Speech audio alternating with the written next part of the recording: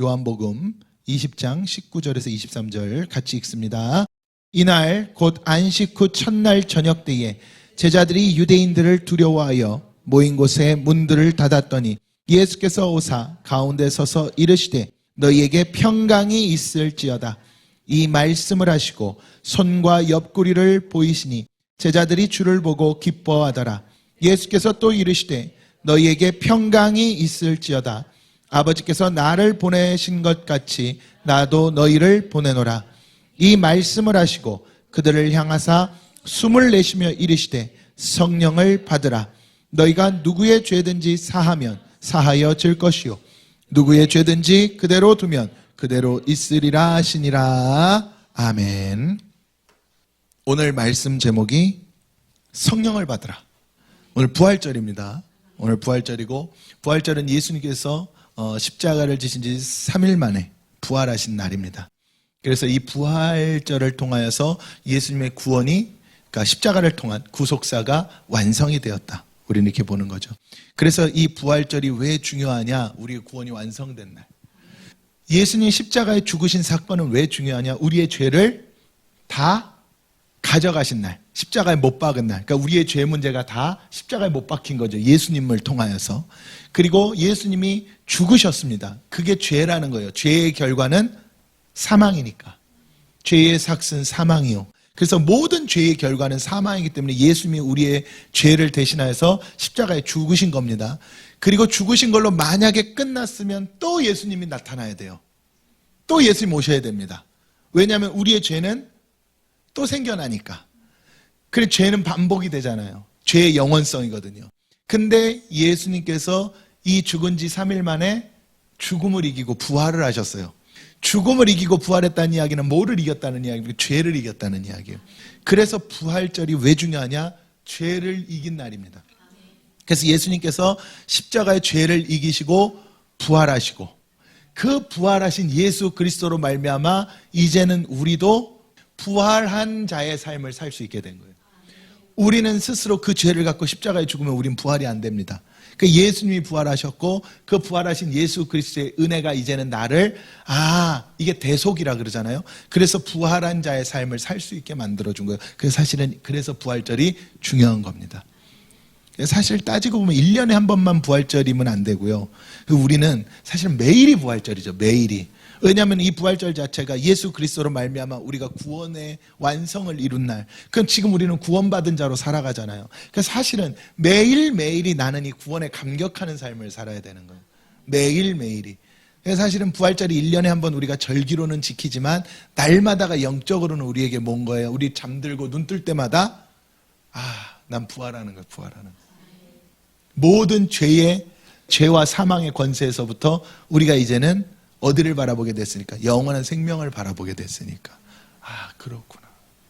이게 우리에게는 부활의 영광입니다. 근데 오늘 본문을 보면 예수님께서 제자들을 찾아오시잖아요. 부활한 예수께서 제자들을 딱 찾아왔는데 이때 제자들의 상태가 어땠겠어요? 예수님을, 돌아가신 예수님이라고만 아직도 생각을 하고 있을 때란 말이에요. 이 제자들이. 분명 예수님께서 나 부활할 거야 라고 말씀하셨음에도 불구하고, 여러분, 이게 우리는 이 성경의 모든 메시지를 갖고 믿음의 시각으로 이 안에서 말씀 가운데 붙잡힌 바 되어 바라보니까 예수님 부활하셨구나, 감사합니다 라고 하지만, 이때 이 제자들은 상황적으로 생각해 봤을 때 당장 자기들의 눈앞에 계시던 예수님이 십자가에 달려 돌아가신 지가 지금 3일밖에 안 된 거예요. 돌아가셨죠. 거기다가 예수님 돌아가심으로 말미암아 온 이 제사장들과 이 유대인들은 이 예수님의 측근들이었던 자기들에 대해서 눈에 불을 켜고 찾고 있죠. 그러니까 이러한 상황 속에서 이 제자들이 얼마나 두렵고 눌리고 떨리고 아무것도 할 수 없는 상태, 완전히 메어버린 거예요. 완전히 묶여버린 거죠. 왜냐하면 예수님 계시는 동안에는 제자들이 묶여도 괜찮았어요. 누가 풀어줘? 예수님 풀어줬어요. 예수님 다 해결해 주셨단 말이에요. 배가 고프면 먹여주고, 아프면 치료해주고, 귀신 들린 자들은 낫게 해주고, 전부 예수님이 다 해주셨단 말이죠. 말씀도, 모든 거 예수님, 기도도 심지어 예수님 대신해 주셨어요. 이게 예수님과 함께 할 때 제자들의 모습이었습니다. 그런데 예수님이 사라진 거예요. 예수님이 사라진 순간 이 제자들은 무엇의 무게를 감당하지 못했을까요? 죄의 무게를 감당할 수가 없는 겁니다. 예수님이 돌아가셔서 그 무덤에 머무르셨던 그 3일이라는 시간이 아마 제자들에게도 지옥과 같았을 겁니다. 근데 그때 부활하신 예수께서 제자들 사이에 나타나신 거예요. 그러면서 예수님 가장 처음 하신 말씀이 뭔지 아시죠? 너희에게 평강이 있을지어다. 이것은 구원의 완성에 대한 예수님의 선언입니다. 그 전에는 평강할 수 없었어요. 평안할 수 없습니다. 죄의 문제 때문에. 그런데 이제는 너희에게 무엇이 있을지어다? 평강이 있을지어다. 예수님의 다시 사심이 그래서 중요한 겁니다. 예수님의 십자가의 다시 사심이, 죽으시고 이 다시 사신 이 부활이라는 것이 우리의 뭘 완성시킨 거예요? 구원의 문제를 완성을 시킨 거예요.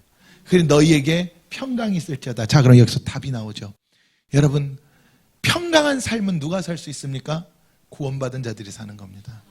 세상에 아무리 부족한 것이 없다 해도요, 영적으로 내가 구원받지 못한다면 영적으로는 갈급하고 공고한 삶을 살 수밖에 없어요. 묶여있는 삶을 살 수밖에 없습니다. 우리에게 온전한 평강을 누리게 할 수 있는 것은 무엇밖에 없어요? 구원밖에 없습니다. 예수 그리스도의 은혜가 우리에게 그래서 중요한 거죠. 예수님의 첫 번째 선언이었습니다. 부활하신 예수님의 너희에게 평강이 있을지어다. 그럼 이건 다른 말로 뭐라고요? 너희에게 구원이 있을지어다. 이 말이에요. 그리고 예수님께서 너희에게 구원이 있을지어다는 이건 뭐냐면 선언입니다. 명령이 아니에요. 야, 평강해라가 아닙니다. 이제 너희에게 평강이 있을 거야. 그러니 야, 구원 받아라가 아니에요. 이젠 너희에게 내가 부활했기 때문에 구원이 있을지어다. 선언이에요. 가장 인류 역사라고 표현하면 돼요. 전 하늘과 땅을 통틀어 가장 완벽한 선언입니다. 구원이 있을지어다. 그리고 이제 명령을 하십니다. 첫 번째 명령이 여기서 나와요. 숨을 내쉬며 가라사대 성령을 받으라. 이게 이제 첫 번째 명령입니다. 그러니까 첫 번째 선언과 첫 번째 명령이 부활하신 예수 그리스도의 입술을 통해서 같이 나온 거예요. 첫 번째 선언은 너희에게 구원이 있을지어다. 그리고 첫 번째 명령은 그럼 구원받은 자들아, 그냥 이젠 살지 말아라. 뭐 받아라? 성령 받아라. 이제는 성령을 받아야만 된다. 성령을 받아야만 너희가 무슨 삶을 살 수가 있다? 평강의 삶. 다시 말하면 구원받은 자의 삶.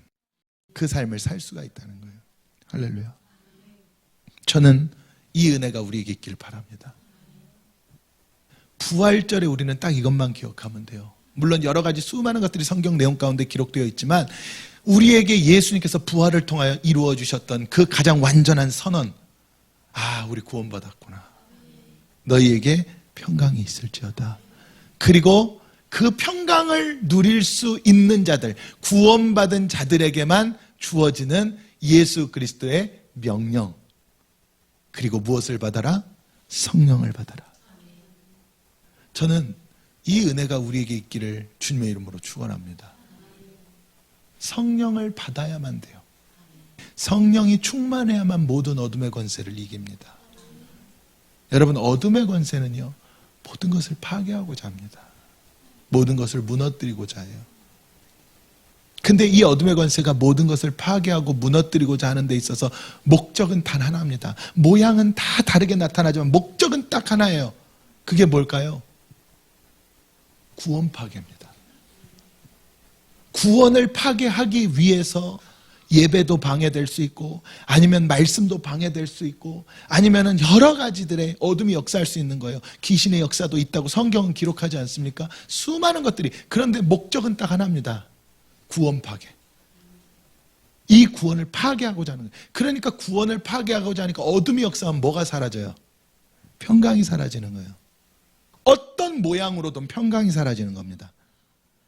근데 예수님께서 그러신 거예요. 아니야, 너희는 평강해라. 어떤 상황 속에서도 어떤 어둠이 역사할지라도 너희는 뭐해라?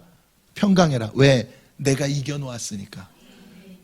그러면 이제부터 일어나는 일들 우리의 육의 문제들인데, 그럼 이 육의 문제들을 너희가 해결해라. 이길 수 있다. 무엇으로? 그래서 성령 받으라. 그게 성령의 충만성이에요. 그럼 성령의 충만성은 어떻게 받겠습니까? 그래서 내가 성령의 충만성은 두 가지예요. 하나는 구원받은 자들에게는 주시는 선물입니다.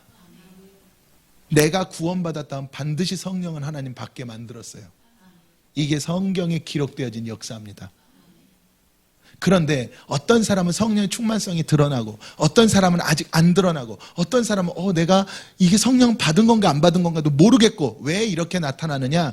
그것은 지금 현재 내게 있는 죄의 문제, 예수 그리스도를 통하여서 이미 해결되어진 그 죄의 문제가 아닌 내 육체 가운데 붙어있는 이 땅을 살아가는 동안에 우리에게 역사하는 그 죄의 문제들이 내게 믿음 가운데, 내 믿음의 신앙 고백 가운데 완전히 못되지 못했기 때문에, 해결되지 못했기 때문에, 다시 말하면 성령의 충만성이 나타나려면 나는 죽고 내 안에 예수로 살아야 성령의 충만성이 나타난단 말이에요. 그러니까 이미 평강은 예수님의 선언을 통해 이루어졌지만 그 평강이라는 것을 내가 육신을 갖고 살아가는 이 땅에서 그 평강이라는 것을 내 믿음 가운데 나타내는 것은 우리의 몫이잖아요. 그래서 야고보 사도가 뭐라 그랬습니까? 행함이 있는 믿음을 강조했던 게 평강 선언했습니다. 예수님께서는 이미. 그래서 성경이 우리에게 가르쳐 주는 거예요. 이미 너희는 구원받았다. 나는 이미 구원받았기 때문에 나는 어떤 상황에서도 어둠과 싸워 뭐 할 수 있구나. 이길 수 있구나. 현재의 고난 장차 다가올 미래의 영광과 비교할 수 없다는 말씀이 이제는 내게 허황된 말이 아니구나. 예수님이 이기셨기 때문에 이게 믿어지니까 내가 무엇으로 살아갈 수가 있게 되는 거예요? 예수로 살아갈 수가 있게 되는 거예요. 이게 믿어지니까. 할렐루야. 그런데 내가 세상 가운데서 내가 하나님의 은혜를 받았을지라도 그 은혜를 깨닫지 못하고 세상에 살아갈 때는 어쩔 수 없죠. 그 은혜를 내게 깨닫게 해줘야 되잖아요. 그 은혜를 깨닫게 해주기 위해서 그래서 종도 만나고 교회도 만나고 말씀도 만나요. 그래서 그 말씀 가운데 나를 뭐 하는 거예요? 치는 거야. 그 말씀 가운데 이 육신의 껍질을 찢는 겁니다. 마치 예수님의 살이 찢어지고 피가 나왔던 것처럼 우리 육신의 껍질을 찢는 거예요. 그래야 그 안에 진짜 본질적인 하나님의 은혜가 보여. 거기에 성령이 역사하는 겁니다. 할렐루야. 저는 우리에게도 그러한 놀라운 은혜가 있기를 바랍니다. 모든 상황 가운데서요. 오늘 이 자리에 모인 우리들은 저는 믿습니다. 예수 그리스도를 통하여서 너희에게 평강이 있을지어다. 저는 그 은혜를 우리가 받았다고 믿습니다. 이건 무엇과도 바꿀 수 없는 은혜죠. 그럼 이제 우리에 남겨진 숙제가 있네요. 성령의 충만성. 숨을 내쉬며 가라사대 성령을 받으라. 여러분, 그래서요, 날마다 말씀 가운데 나를 치면서 하나님께 구하십시오. 하나님, 정말로 내가 충만하길 원합니다. 하나님 이것 주시고요, 저것도 좀 해주시고요, 이거 구할 게 아니라 하나님 내가 정말 충만하길 원합니다. 나에게 있는 모든 죄의 그 아주 작은 뿌리들이라도 그 쓴 뿌리들을 다 뽑아낼 수 있게 하소서. 말씀을 깨닫게 해주시고 기도할 수 있게 해주세요. 하나님. 그렇게 하나님께 내가 간구할 때에 하나님 그러셨잖아요. 지혜가 부족하거든 후히 주시고 꾸짖지 아니하시는 아버지께 구하라고. 여러분, 최고의 지혜가 뭡니까? 성령입니다. 그래서 놀라운 거예요. 구원은 내가 간구한다고 안 생깁니다. 근데 성령은, 충만성은 간구하면 하나님 부어주시는 거예요.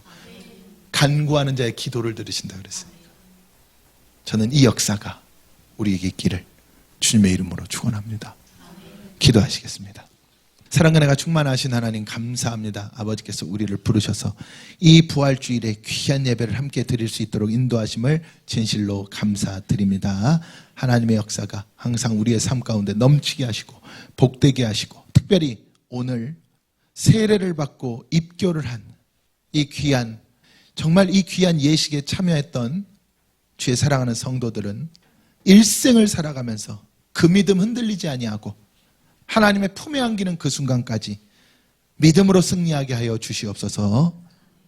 거룩하신 예수 그리스도의 이름으로 감사드리며 기도합니다. 아멘.